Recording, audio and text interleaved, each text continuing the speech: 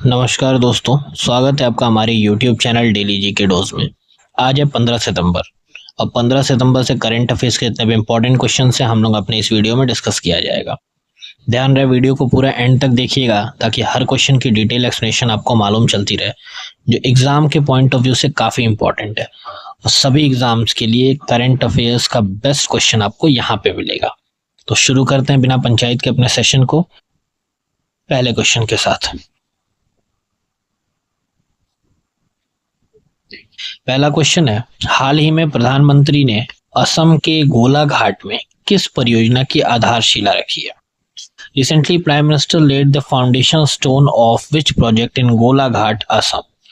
Option है आपके oil refinery project, polypropylene plant, solar energy park या फिर स्टील मैन्युफैक्चरिंग यूनिट। तो अभी प्रधानमंत्री नरेंद्र मोदी जी ने असम के गोलाघाट में पॉलीप्रोपाइलीन प्लांट की आधारशिला रखी है। तो ऑप्शन नंबर बी करेक्ट है इस क्वेश्चन का। ध्यान रखिएगा, मोदी जी इस समय पे जितने भी नॉर्थ ईस्ट वाले स्टेट्स हैं, असम, मणिपुर, इन सारे जगहों पे ना काफी सारे फाउंडेशन स्टार्ट किए हैं इन्होंने। तो आपको इन चीजों को ध्यान रखना है क्योंकि एग्जाम में करंट में यही सब बनेंगे। असम के गोलाघाट में पॉलीप्रोपाइलीन संयंत्र की आधारशिला मोदी जी ने रखी है। कार्यक्रम में असम के मुख्यमंत्री हेमंत बिश्वा शर्मा और केंद्रीय मंत्री भी उपस्थित रहे। प्रधानमंत्री ने कहा कि आज असम को करीब 18,000 करोड़ रुपए के प्रोजेक्ट्स मिले हैं और ये कदम एनर्जी सिक्योरिटी और विकसित भारत की दिशा में महत्वपूर्ण है। अगला सवाल, हाल ही में किस शहर में एपीडा का पहला क्षेत्रीय कार्यालय खोला गया है? मोस्ट इंपॉर्टेंट क्वेश्चन है ये। Recently APEDA opened it's first regional office in which city? जो भी पहला होता है ना बड़ा इंपॉर्टेंट बनता है, इसलिए इनको चीजों को ध्यान में रखिएगा। ऑप्शन है आपके वाराणसी, लखनऊ, रांची या पटना। तो अभी हाल ही में पटना में एपीडा का पहला क्षेत्रीय कार्यालय खोला गया है। तो ऑप्शन नंबर डी करेक्ट है इस क्वेश्चन का। केंद्रीय वाणिज्य एवं उद्योग मंत्री पीयूष गोयल ने पटना में एपीडा का पहला क्षेत्रीय कार्यालय उद्घाटित किया। इससे बिहार के किसानों, निर्यातकों और उद्यमियों को वैश्विक बाजार तक सीधी पहुंच मिलेगी। पहले निर्यातकों को वाराणसी कार्यालय पर निर्भर रहना पड़ता था।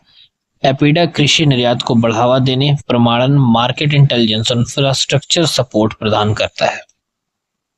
नेक्स्ट क्वेश्चन है हमारा, हाल ही में राष्ट्रीय कृषि सम्मेलन रबी अभियान 2025 का आयोजन कहाँ किया जा रहा है? Recently where is the national conference on agriculture rabi campaign 25 being organised?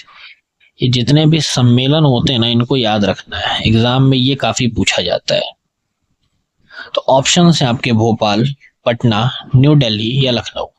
तो अभी हाल ही में राष्ट्रीय कृषि सम्मेलन रवि अभियान 2025 का आयोजन नई दिल्ली में हो रहा है। तो ऑप्शन नंबर सी करेक्ट है इस क्वेश्चन का। तो इसका आयोजन 15 से 16 सितंबर को नई दिल्ली के पूसा में हो रहा है। सम्मेलन का उद्घाटन और अध्यक्षता केंद्रीय कृषि मंत्री शिवराज सिंह चौहान जी करेंगे। इसमें देश भर के कृषि मंत्री, वैज्ञानिक, नीति निर्धारक और अधिकारी भाग लेंगे। उद्देश्य क्या है? तो रबी सीजन 2025-26 की तैयारियों, उत्पादन लक्ष्यों और रणनीतियों पर चर्चा की जाएगी। अगला सवाल है, इंपॉर्टेंट है ये, हाल ही में नमो युवा रन का आयोजन किस राज्य में किया जाएगा? Recently in which state will the नमो युवा रन बी ऑर्गेनाइज्ड? ऑप्शन है आपके हरियाणा, उत्तर प्रदेश, गुजरात या राजस्थान। तो अभी हाल ही में नमो युवा रन का आयोजन हरियाणा राज्य में किया जाएगा। तो ऑप्शन नंबर ए करेक्ट है इस क्वेश्चन का। हरियाणा सरकार और भाजपा मिलकर नमो युवा रन आयोजित करेंगे। इसका आयोजन 21 सितंबर को गुरुग्राम और कुरुक्षेत्र में होगा। मुख्यमंत्री नायब सिंह सैनी और केंद्रीय मंत्री मनोहर लाल खट्टर इसमें भाग लेंगे। इसका उद्देश्य क्या है? तो नशा मुक्ति का संदेश और युवाओं को जन सेवा के लिए प्रेरित करना। नेक्स्ट क्वेश्चन है, हाल ही में किस राज्य में एमेबिक एन्सेफेलाइटिस का एक नया मामला सामने आया है? Recently in which state has a new case of amoebic encephalitis been reported? ये बीमारी बड़ी चर्चा में चल रही है, अभी करंट का टॉपिक है, याद रखना है। ऑप्शन है आपके तमिलनाडु, कर्नाटका, केरला या महाराष्ट्र। तो एमीबिक एंसेफेलाइटिस जो है इसका जो नया मामला सामने आया वो आया आपका केरला में। ऑप्शन नंबर सी करेक्ट है इस क्वेश्चन का। केरल में एमीबिक एंसेफेलाइटिस का एक और मामला सामने आया है, यानी कि इससे पहले एक मामला आ चुका है। मरीज का इलाज जो है वो त्रिवेंद्रम मेडिकल कॉलेज में चल रहा है। कोझिकोड मेडिकल कॉलेज में इलाज करा रहे 10 मरीजों की स्थिति संतोषजनक है। ये एक मस्तिष्क संक्रमण प्रदूषित पानी में पाए जाने वाले अमीबा से होता है। नेक्स्ट क्वेश्चन है, हाल ही में महिला सशक्तिकरण पर समिति के राष्ट्रीय सम्मेलन का आयोजन किस शहर में हुआ है? Recently, in which city was the national conference of the committee on the empowerment of women organized? Option है आपके तिरुपति, विशाखापट्टनम, हैदराबाद या विजयवाड़ा। तो अभी हाल ही में जो महिला सशक्तिकरण पर जो समिति के राष्ट्रीय सम्मेलन का आयोजन हुआ है वो आपका तिरुपति में हुआ है। तो ऑप्शन नंबर ए करेक्ट है इस क्वेश्चन का, आंध्र प्रदेश के तिरुपति में। लोकसभा अध्यक्ष ओम बिरला और आंध्र प्रदेश के मुख्यमंत्री एन चंद्रबाबू नायडू ने सम्मेलन का उद्घाटन किया था। ये 2 दिवसीय राष्ट्रीय सम्मेलन तिरुपति आंध्र प्रदेश में आयोजित हो रहा है। सम्मेलन में संसद और राज्यों, केंद्र शासित प्रदेशों की महिला सशक्तिकरण समितियों के अध्यक्ष व प्रतिनिधि शामिल होंगे। इस अवसर पर प्रदर्शनी और स्मारिका यानी कि सोवेनिर का भी लोकार्पण किया गया है। अच्छा, ध्यान रखना है क्वेश्चन के साथ जो एक्सप्लेनेशन रहता है इसको काफी ध्यान से देखा करिए आप लोग, क्योंकि अभी का जो टाइम है ना वो टाइम चल रहा है कॉम्पिटिटिव एग्जाम्स में बच्चों को छांटने का। क्या अब स्टैटिक का जमाना गया? ठीक है ना, अब जीके में स्टैटिक आता है, करंट में स्टैटिक बहुत कम ही देखने को मिलेगा, इसलिए आपको हर एक पॉइंट को ध्यान में रखना है। ठीक है, अगला सवाल, हाल ही में भारत का सबसे बड़ा और विश्व का सबसे आधुनिक वीर सावरकर स्पोर्ट्स कॉम्प्लेक्स किस शहर में उद्घाटित हुआ है? ये सबसे बड़ा क्वेश्चन पड़ेगा अभी के टाइम का, जितने भी एग्जाम में आने वाले, मतलब पक्का है कि आना ही आना है, इसमें कोई लेकिन नहीं है।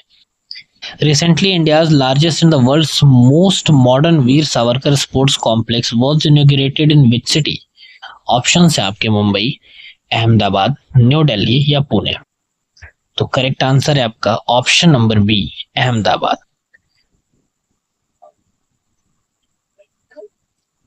केंद्रीय गृह मंत्री एवं सहकारिता मंत्री अमित शाह ने अहमदाबाद के नारायणपुरा में 825 करोड़ की लागत से बने वीर सावरकर स्पोर्ट्स कॉम्प्लेक्स का उद्घाटन किया।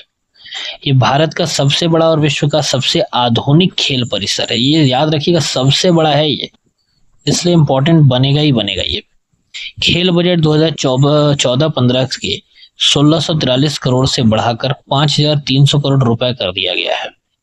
अहमदाबाद में 2029 में विश्व पुलिस एवं फायर ब्रिगेड गेम्स और 2026 तक ओलंपिक की मेजबानी की तैयारी भी है।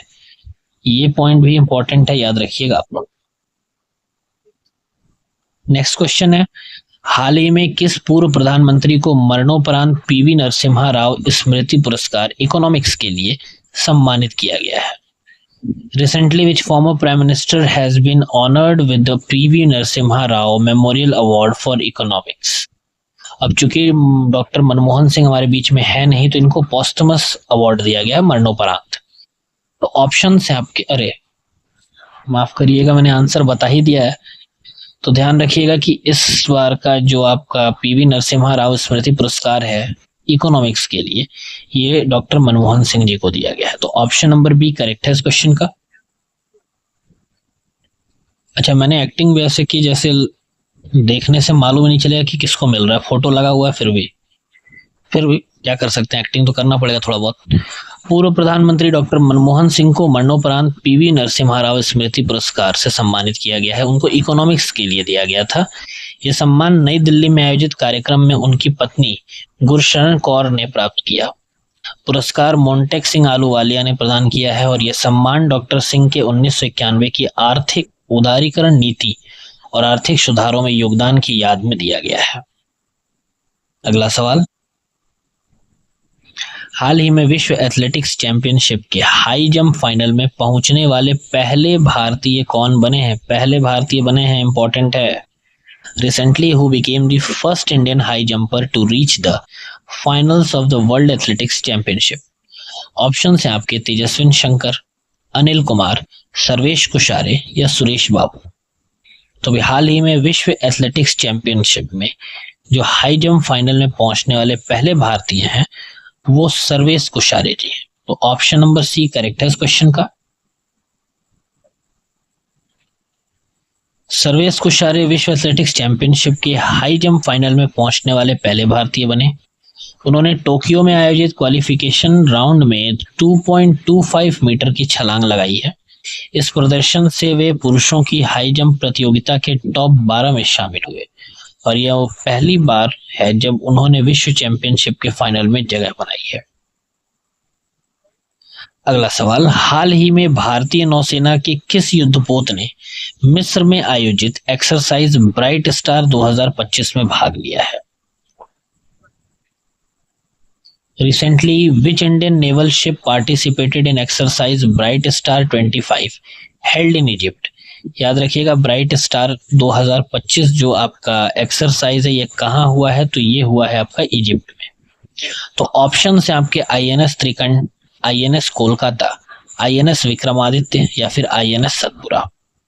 तो अभी हाल ही में भारतीय नौसेना के INS त्रिकंड ने मिस्र में आयोजित एक्सरसाइज ब्राइट स्टार 2025 में भाग लिया। तो ऑप्शन नंबर ए करेक्ट है इस क्वेश्चन का।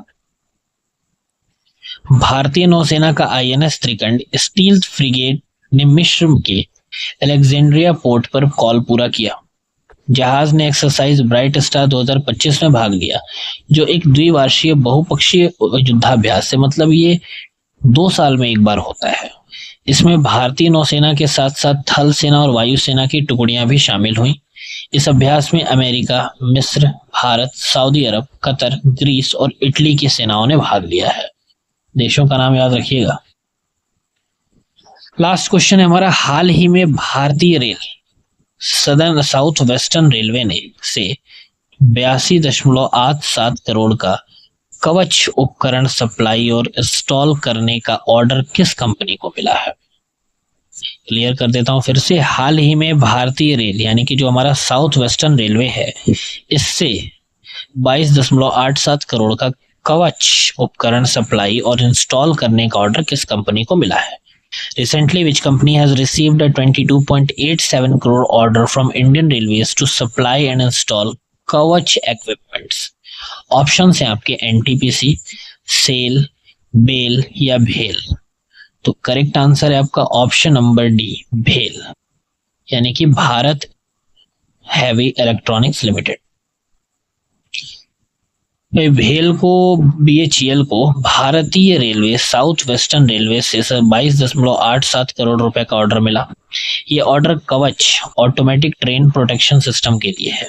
इसमें डिजाइन, डेवलपमेंट, सप्लाई, इंस्टॉलेशन और कमीशनिंग शामिल है और उपकरण BHEL बेंगलुरु प्लांट में बनेंगे और प्रोजेक्ट 18 महीने में पूरा किया जाएगा। तो ये थे आज के टॉप करंट अफेयर्स। उम्मीद करता हूँ सेशन आपको अच्छा लगा हो और आपके लिए यूजफुल हो। और अगर अच्छा लगता है तो आप वीडियो को लाइक, कमेंट और शेयर जरूर करें। और जितने भी हमारे नए व्यूवर्स आते हैं चैनल पे सभी से रिक्वेस्ट है कि हमारे चैनल डेली जीके डॉस को सब्सक्राइब जरूर करिएगा और बेल आइकन प्रेस करिएगा ताकि पर डे की नोटिफिकेशंस आपको मिलती रहेंगी। और जम के पढ़ाई करिए। तब तक के लिए धन्यवाद। नमस्कार। हर हर महादेव।